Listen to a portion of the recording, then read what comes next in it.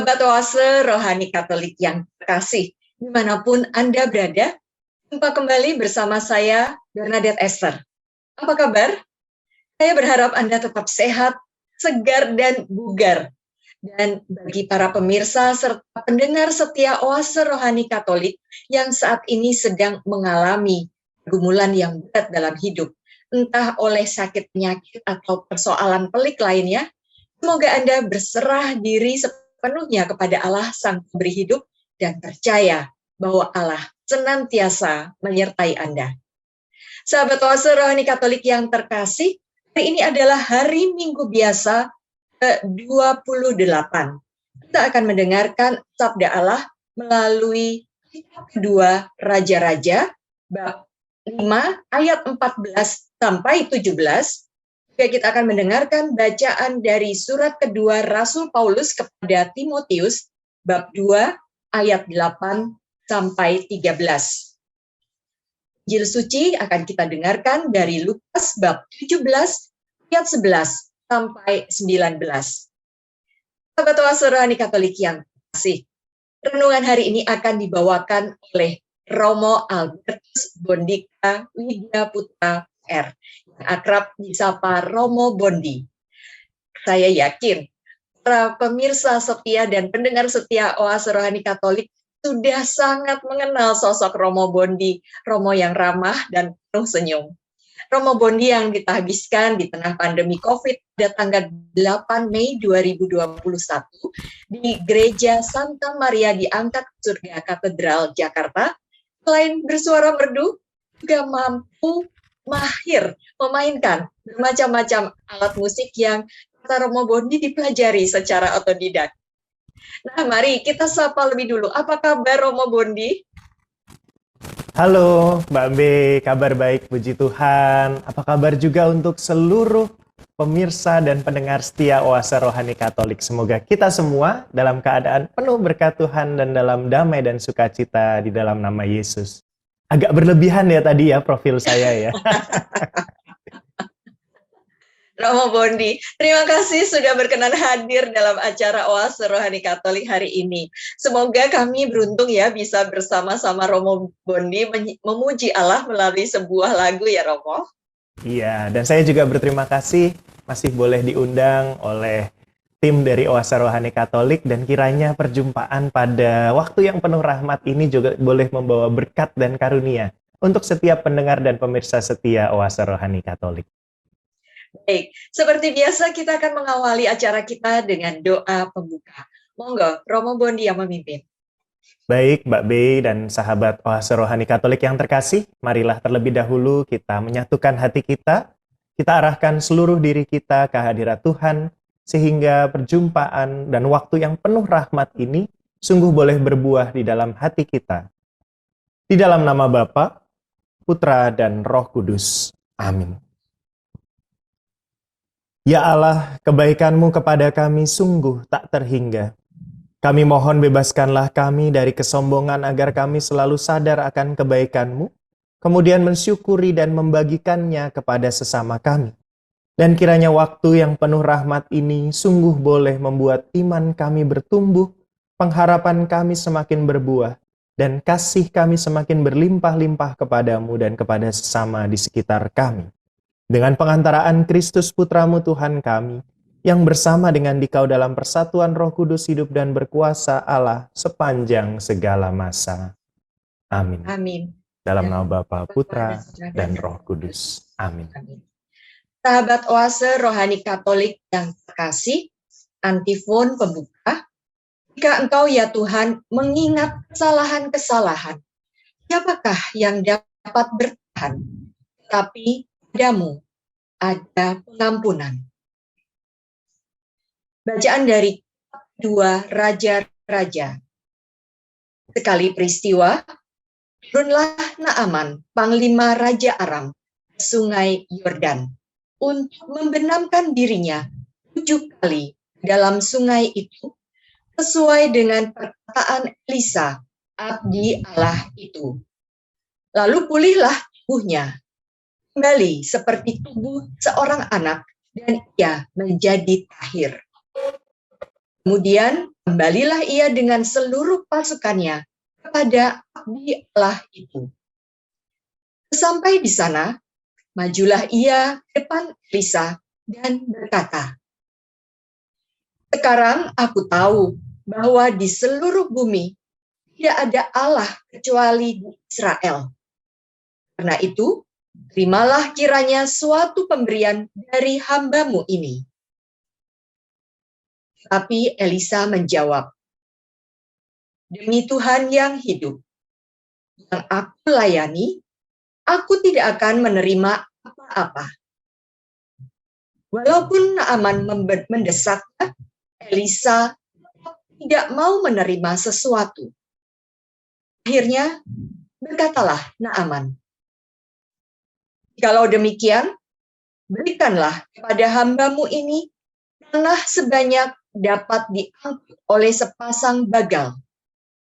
Sebab hamba-Mu ini tidak lagi akan mempersembahkan kurban bakaran atau kurban sembelihan kepada Allah lain kecuali kepada Tuhan." Demikianlah sabda Tuhan. Syukur kepada Allah.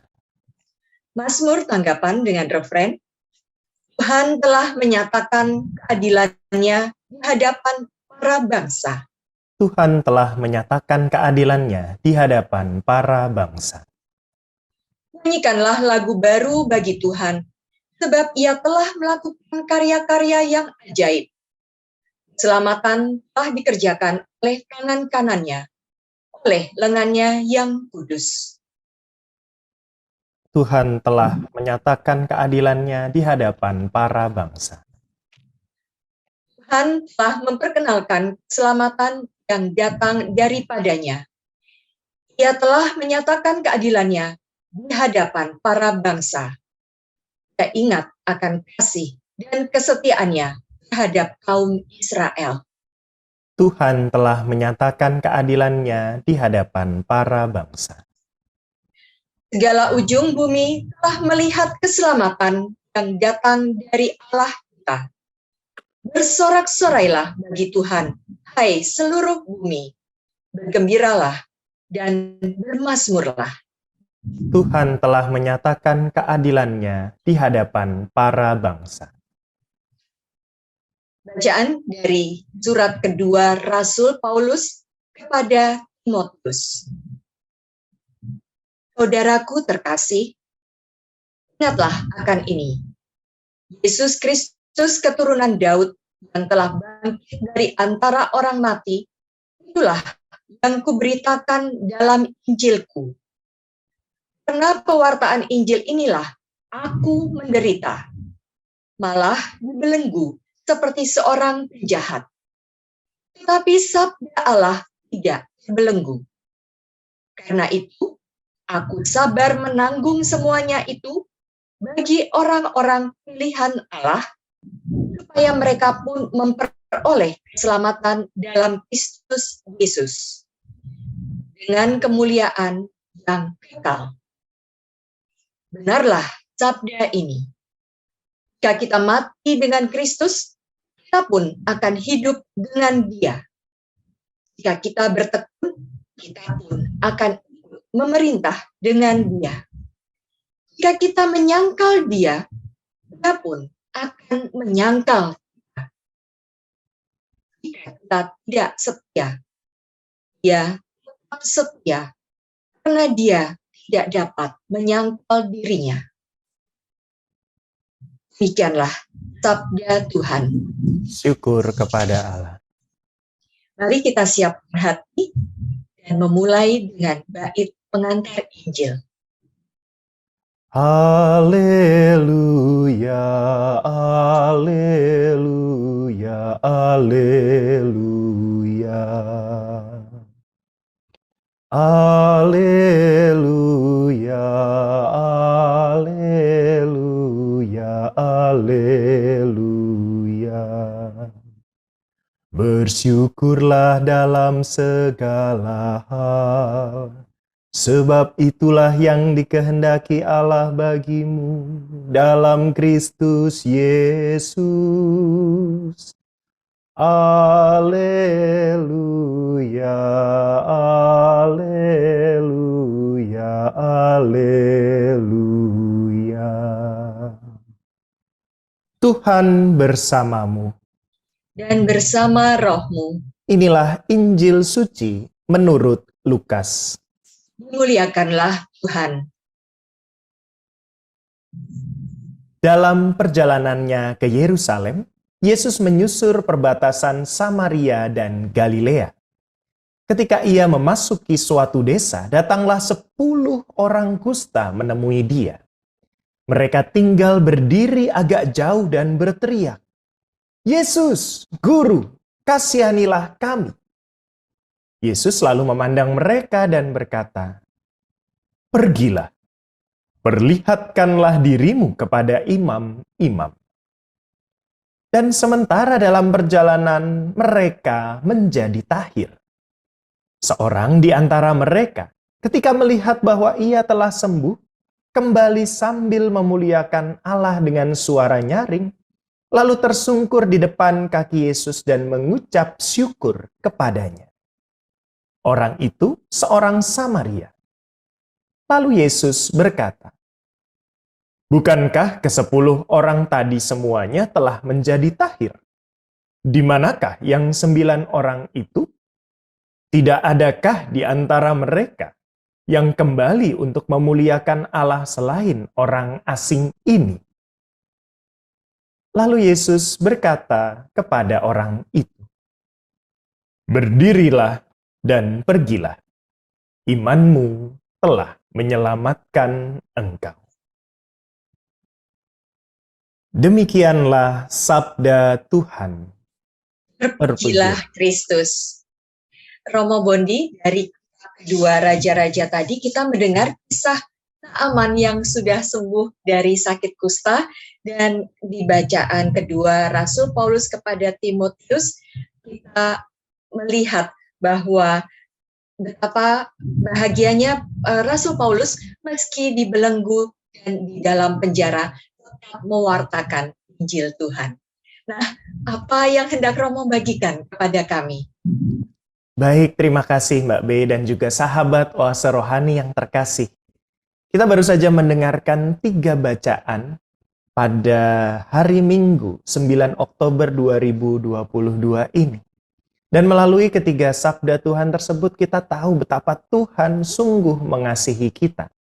Secara khusus kalau kita perhatikan secara lebih jeli, baik itu dalam kitab kedua Raja-Raja maupun dalam surat kedua Rasul Paulus kepada Timotius, semakin nampak betapa kasih Tuhan berlimpah atas manusia.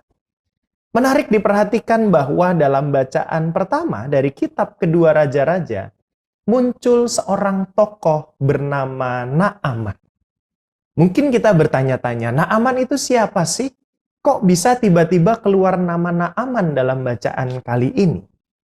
Kita bisa melihat kisah dari tokoh ini dalam kitab kedua Raja-Raja bab 5. Bab 5 ayat 1 sampai dengan 27. Dalam perikop panjang tersebut dikisahkan bagaimana Naaman berjumpa dengan nabi yang menyembuhkan, menjadi perantara Allah untuk menyembuhkan dia. Nama nabi itu adalah Elisa. Naaman sendiri merupakan seorang panglima, tetapi bukan panglima Raja Israel. Naaman justru merupakan seorang panglima Raja Aram yang mengalahkan bangsa Israel. Maka ada yang unik dalam potongan bacaan perikop pada kali ini.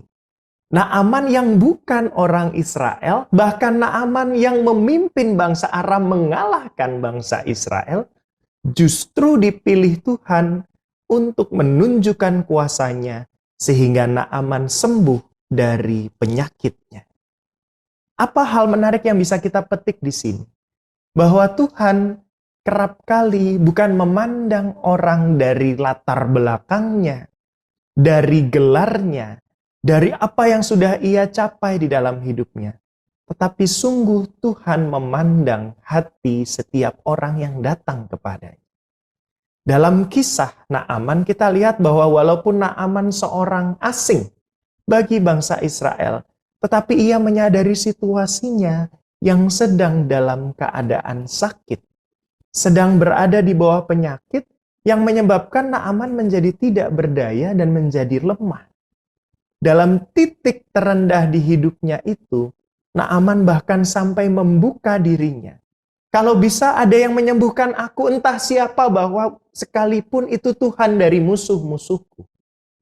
Kerendahan hati itulah, keterbukaan hati itulah yang dipandang Tuhan.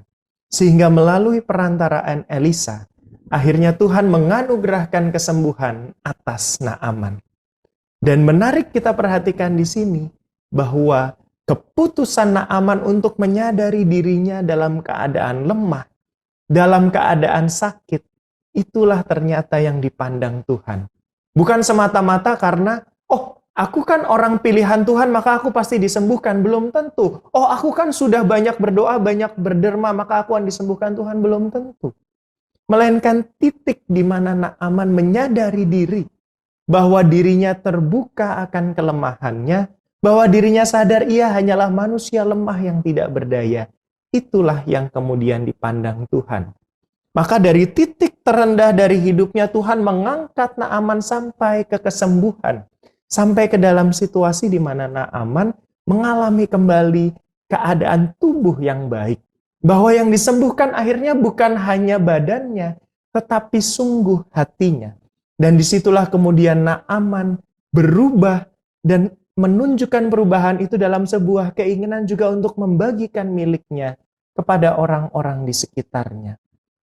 Pesannya untuk kita menjadi sangat jelas.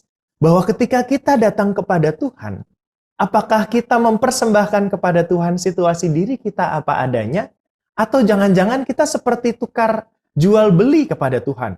Tuhan, aku sudah berderma sekian. Tuhan, aku sudah ziarah ke banyak tempat. Tuhan, aku sudah berdoa banyak kepadamu. Sekarang giliranmu menyembuhkan diriku.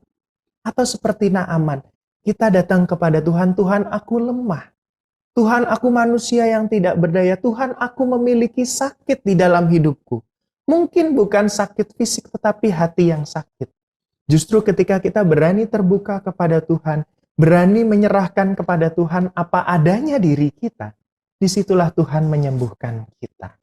Tetapi kemudian, kalaupun kita belum sampai pada tahap tersebut, tidak perlu kita merasa kecil hati. Tidak perlu kita berpikir kemudian, aduh, Romo ternyata selama ini aku keliru ya. Aduh, Romo ternyata selama ini hubunganku kepada Tuhan, aku banyak menuntut. Lebih daripada aku terbuka akan keadaanku sesungguhnya. Kita tidak perlu takut karena dalam surat kedua Rasul Paulus kepada Timotius dikatakan, jika kita tidak setia, dia tetap setia karena dia tidak dapat menyangkal dirinya. Maka dalam titik sekalipun kita sudah melakukan hubungan yang keliru dengan Tuhan, karena kita banyak menuntut, banyak meminta, banyak memerintah Tuhan, Tuhan akan tetap setia kepada kita. Tuhan tetap akan menanti kita untuk kembali datang kepadanya dalam situasi pertobatan, dalam situasi hati yang terbuka dan murni, untuk sungguh menyadari bahwa kita memerlukan Tuhan. Tuhan yang menyembuhkan diri kita bukan hanya perkara fisik, bukan hanya perkara penyakit badan, tetapi sungguh menyembuhkan hati kita. Sehingga hati kita boleh menjadi tempat bagi Tuhan untuk bisa membagikan segala rahmat yang Tuhan berikan melalui diri kita kepada orang-orang di sekitar kita. Sebuah pesan yang sederhana, tidak mudah, tetapi saya percaya melalui sabda Tuhan ini, boleh sedikit pengharapan bertumbuh di dalam hati kita. Saya ingat betul dalam perjalanan hidup kita, justru dalam keadaan titik terendah di dalam pengalaman hidup saya, disitulah Tuhan hadir dan membantu hidup saya. Mbak B, mungkin saya boleh bercerita sedikit ya, satu pengalaman nyata yang saya alami dalam perjalanan hidup saya. Silahkan Romo, dengan senang hati ya kami akan mendengarkan sharing Romo. Terima kasih. Waktu itu saya masih menjadi seorang frater dalam proses pendidikan menjadi seorang imam. Kurang lebih tingkat 4 saat itu kami sedang berada di dalam tanggung jawab untuk menulis skripsi. Pada titik tertentu saya tahu skripsi saya ini mandek dan mentok. Tetapi saya bertahan dalam kesombongan diri saya. Bondi pasti bisa. Bondi pasti sanggup melampaui segala tantangan ini. Dan saya mati-matian membaca kembali, coba menulis, mengambil waktu untuk bertekun di dalam bahan-bahan skripsi, tetapi mentok tidak kemana-mana. Hingga akhirnya suatu sore, entah ada dorongan apa di dalam diri saya datang ke salah satu kamar teman saya. Teman angkatan yang sekarang sudah menjadi imam juga. Lalu saya bercerita kepada dia tentang segala keadaan dan kesulitan hidup saya. Bahwa tanggung jawab skripsi ini rasanya tidak mungkin untuk saya teruskan. Nggak tahu kenapa kok rasanya mentok. Dan tidak bisa kemana-mana lagi. Kepada dirinya saya akhirnya membuka diri, merendahkan diri. Tidak lagi menunjukkan Bondi yang sombong sebagaimana yang saya hadapi dan saya bawa dalam doa-doa saya. Bahwa saya pasti bisa, Tuhan hanya perlu memperhatikan. Tapi kepada teman saya bercerita bahwa saya nggak bisa. Saya nggak tahu lagi harus apa. Dan sekali lagi entah ada dorongan dari mana, tiba-tiba saya berkata kepada teman saya. Namanya Hari. Sekarang sudah menjadi Romo Hari dan bertugas di Universitas Atmajaya. Waktu itu saya berkata, Har, boleh nggak saya minta tolong untuk didoakan? Mungkin waktu itu Romo Hari yang masih Frater Hari pun terkejut. Hah, seorang Bondi minta didoakan? Seorang Bondi yang selama ini mungkin tampak percaya diri, mungkin percaya dirinya cenderung ke arah sombong begitu ya. Tetapi hadir di depan teman saya dan minta didoakan. Sore hari itu Romo Hari mendoakan saya dan mungkin disinilah Tuhan mau menunjukkan kepada saya.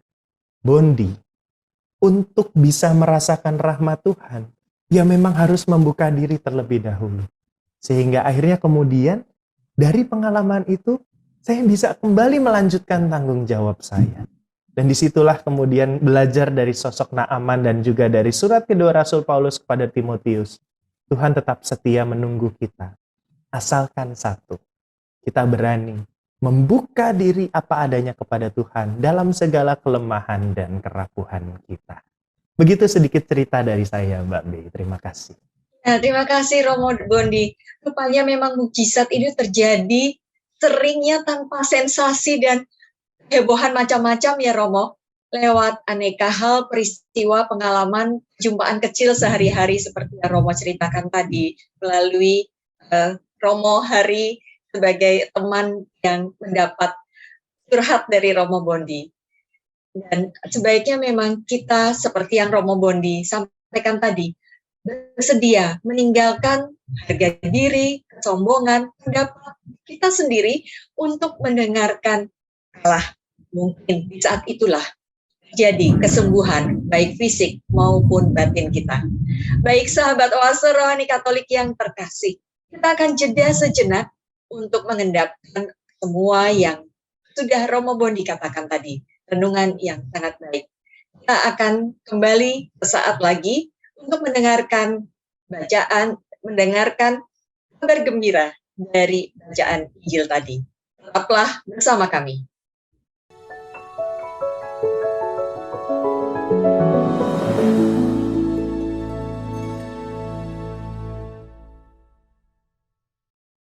Sahabat Oase Rohani Katolik yang terkasih, Anda masih bersama kami, Romo Albertus Bondika Widya Putra PR, dan saya Bernadette Esther.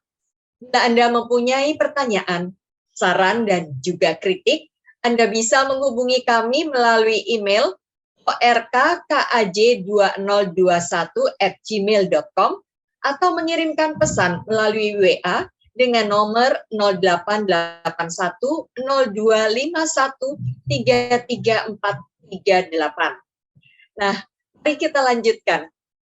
Romo Bondi, dari Injil Lukas yang kita dengar hari ini tentang kisah 10 orang kusta yang disembuhkan Yesus. Inspirasi iman apa yang hendak Romo bagikan kepada kami?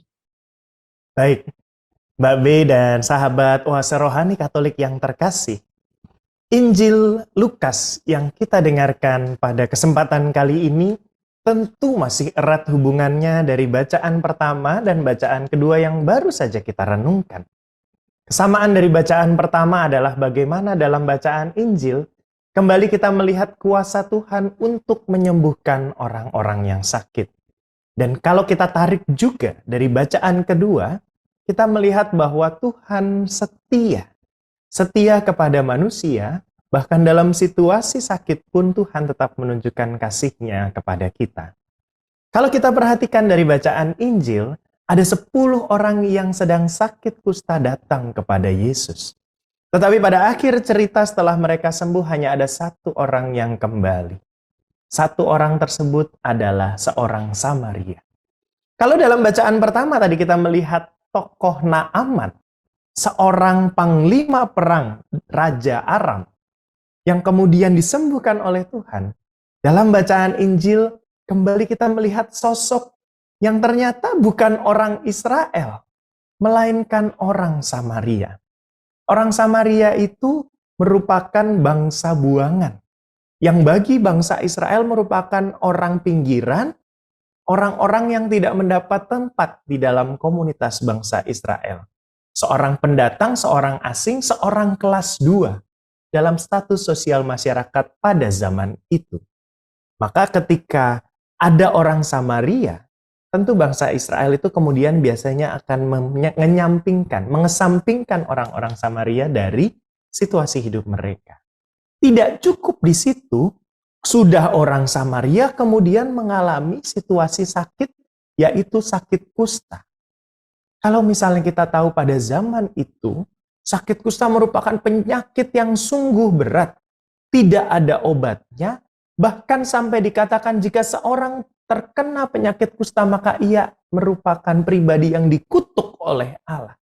Maka karena sebagai pribadi yang dikutuk, orang-orang yang memiliki penyakit kusta itu tidak boleh berdekatan dengan orang-orang lain yang tidak terkena penyakit kusta.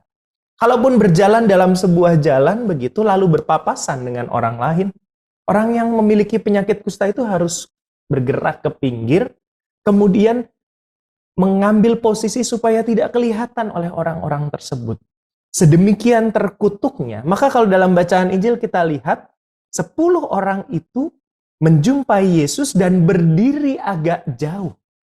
Berdiri agak jauh sebagai sebuah simbol memang orang-orang yang sakit kusta tidak boleh berdekatan. Secara sosial diatur sehingga orang yang terkutuk itu kutuknya tidak menular. Maka berdiri jauh lalu berseru kepada Yesus, "Yesus Guru, kasihanilah kami." Sebuah bentuk keterbukaan hati, sebuah bentuk penyerahan diri bahwa diri mereka butuh dikasihani. Maka disitulah Yesus melihat ketergerakan hati mereka, melihat kerapuhan mereka. Lalu Yesus menyuruh mereka, "Pergilah, perlihatkanlah dirimu kepada imam-imam." Kenapa sih kok harus memperlihatkan diri kepada imam-imam? Karena memang pada zaman itu, hanya imam yang bisa memutuskan seorang itu sudah sembuh dari penyakitnya atau belum. Kalau sudah sembuh, berarti imam itu melihat bahwa kutuk dari Tuhan sudah dilepaskan, dan orang-orang tersebut sudah boleh kembali menjadi warga komunitas bangsa Israel pada umumnya. Tetapi dalam perjalanan ketika mereka sadar mereka sembuh, 1 orang kembali kepada Yesus. Orang Samaria yang tadi di awal saya katakan, sudah orang Samaria kena penyakit kusta. Maka keterpurukannya sebenarnya berlapis-lapis. Justru di situ kemudian ia kembali kepada Tuhan. Mungkin kalau kita pernah merasakan di dalam hidup ini ya, semakin dalam kita jatuh, ketika kita diselamatkan, perasaan sukacitanya semakin berlimpah-limpah. Tetapi apakah kemudian harus menunggu kita jatuh sangat dalam dulu, baru kemudian kita mau bersyukur kepada Tuhan? Maka kisah dari orang Samaria yang disembuhkan oleh Yesus bersama ke-9 sahabatnya yang lain, menjadi pengingat juga bagi kita. Bahwa tidak perlu menunggu kita jatuh sangat dalam baru datang kepada Yesus bersyukur ketika diselamatkan. Tapi sekecil apapun, sesederhana apapun mujizat yang diberikan Tuhan dalam hidup kita, mungkin bukan mujizat fisik, tetapi sebuah sukacita yang bisa tiba-tiba tumbuh, disitulah kemudian kita perlu kembali datang kepada Tuhan, bersyukur bahwa Tuhan hadir bagi kita. Sedikit cerita lagi boleh ya Mbak B? kemarin Dengan itu, senang hati Romo, dua oke, juga terima boleh. kasih. Iya. Bahwa belum lama ini, Romo Paroki di tempat saya bertugas itu berulang tahun. Kami satu pastoran cuma berdua, waktu hari Sabtu dan Minggu ada satu orang prater yang datang untuk tugas bersama sebagai prater asistensi di tempat kami. Waktu itu, Romo Sridanto namanya berulang tahun. Lalu ulang tahunnya kebetulan hari Minggu. Saya memiliki ide dengan frater, yuk hari Sabtu kita jalan-jalan, kita mensyukuri kebersamaan, kebetulan waktu itu Sabtu Imam, Sabtu pertama, tapi kemudian jalan-jalannya agak kita ulur-ulur sedikit nih. Sehingga nanti saat pulang, pas jam 12, kita merayakan dan mensyukuri hari ulang tahun dari Romo Danto. Benarlah saat itu kami makan, kami pergi rekreasi sama-sama. Lalu sampai jam 12 malam itu masih sekitar kurang 30 menit. Padahal waktu tempuh perjalanan itu 15 menit. Akhirnya supaya sampai ke rumah tepat waktu jam 12, saya sengaja agak muter-muter nyetirnya gitu kan. Orang pilih jalan yang lancar, saya pilih jalan yang macet. Nggak apa-apa. Supaya jam 12 sampai ke pastoran untuk berdoa bersama. Untungnya Romo Danto nggak sadar, nggak nanya, loh Bon kenapa kau pilih jalan ini gitu ya. Jadi tetap aja saya dengan percaya diri mengendarai mobil bersama Romo Danto dan Frater, sampailah kita di rumah jam 12 kurang 2 menit. Lalu saya berkata kepada Romo Danto, Romo yuk kita berdoa dulu, mensyukuri hari ulang tahun Romo Danto. Dan nggak tahu Romo Danto bercanda atau enggak ya, dia bilang, oh saya ulang tahun toh. Saya baru ingat kalau saya ulang tahun, kata Romo Danto begitu. Tapi singkat cerita akhirnya kami berkumpul bersama, frater mendoakan Romo Danto yang berulang tahun, lalu kita sedikit bersyukur malam hari itu. Sebuah hal yang sederhana, mensyukuri kebersamaan dan persaudaraan. Tapi bagi saya itu mujizat yang luar biasa. Kenapa mujizat yang luar biasa? Karena di dalam persaudaraan dan kebersamaan itulah saya menemukan kekuatan untuk terus berkarya, membagikan kasih Tuhan melalui pelayanan saya. Maka untuk kita, sahabat Oase Rohani Katolik yang terkasih, kita bisa belajar dari orang Samaria yang disembuhkan oleh Yesus pada bacaan kali ini. Bahwa sekecil apapun karunia dan anugerah yang diberikan Tuhan, disitulah Tuhan mengundang kita untuk bersyukur. Berterima kasih kepada Tuhan, memuji dan memuliakan Tuhan. Karena di dalam rasa syukur itulah mujizat Tuhan menjadi semakin berlipat-lipat. Mujizat Tuhan menjadi semakin berlipat dan bertambah di dalam iman, pengharapan, dan kasih di dalam diri kita. Atau mungkin Mbak B punya pengalaman juga bagaimana bersyukur atas hal-hal kecil di dalam kehidupan ini. Ya Romo, sebenarnya kita itu sudah diberkati dengan berbagai macam karunia. Hidup sehat saja di masa seperti ini itu sudah merupakan suatu anugerah yang luar biasa. Jadi kita memang atau saya juga harus patut bersyukur. Nah, kadang-kadang Romo, kita itu lupa bahwa apa yang kita miliki saat ini itu semua adalah anugerahnya. Kadang-kadang juga merasa bahwa ini semua adalah usaha kita tanpa sehingga kita senantiasa lupa bersyukur, Romo. Iya, dalam situasi lupa seperti itu sangat manusiawi dan wajar Mbak B. Tadi yang saya ceritakan, yang saya ingat Tuhan. Dalam yang lain-lain pun saya seringkali juga menuntut Tuhan, menyombongkan diri atas pencapaian diri dan lupa bahwa Tuhan beserta kita.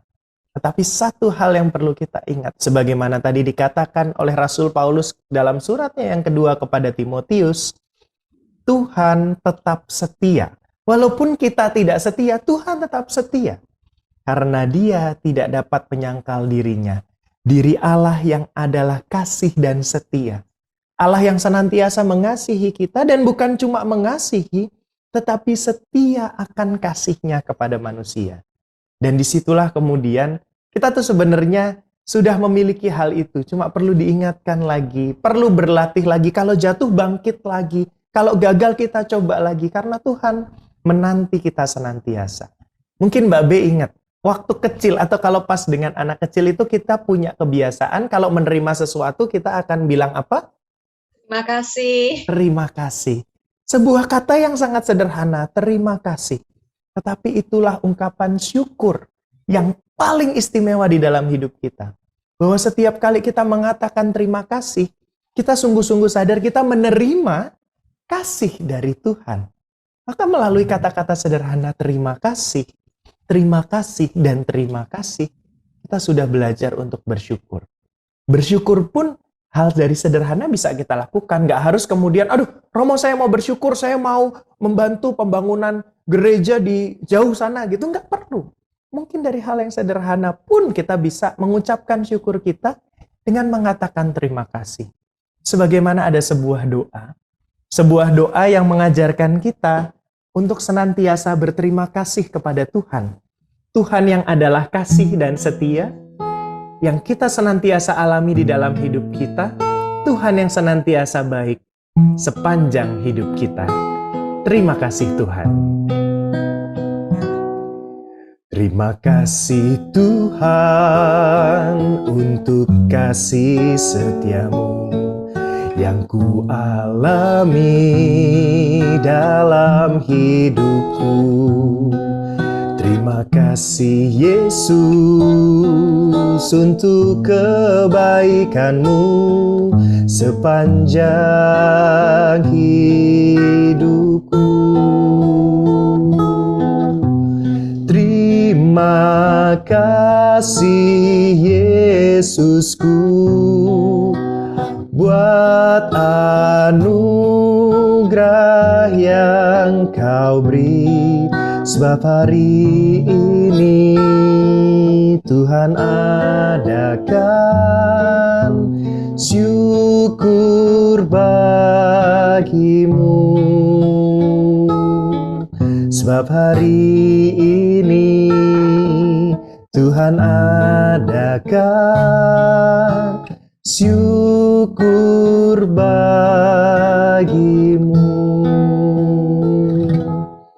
Semoga dengan belajar berterima kasih kita pun belajar untuk senantiasa bersyukur akan Tuhan yang senantiasa baik kepada kita di dalam hidup ini. Ya, terima kasih untuk lagunya yang indah, Romo Bondi. Kita juga diingatkan tadi barusan, mampu bersyukur berarti kita mampu melihat hidup sebagai karunia yang indah dari Tuhan sendiri. Betul, Romo. Semua persoalan dan beban hidup ini tidak dapat dibandingkan dengan kasih, kebaikan, dan kemurahan Allah yang tidak terbatas. Sehingga sudah layak dan sepantasnya kita selalu bersyukur dan berterima kasih atas kebaikannya yang tak terhitung di dalam hidup kita. Romo Bondi dan para pemirsa serta pendengar setia Oase Rohani Katolik yang terkasih, ini kita sudah berada di penghujung acara. Kita akan mengakhirinya dengan doa penutup dan menerima berkat Allah melalui Romo Bondi. Silakan Romo.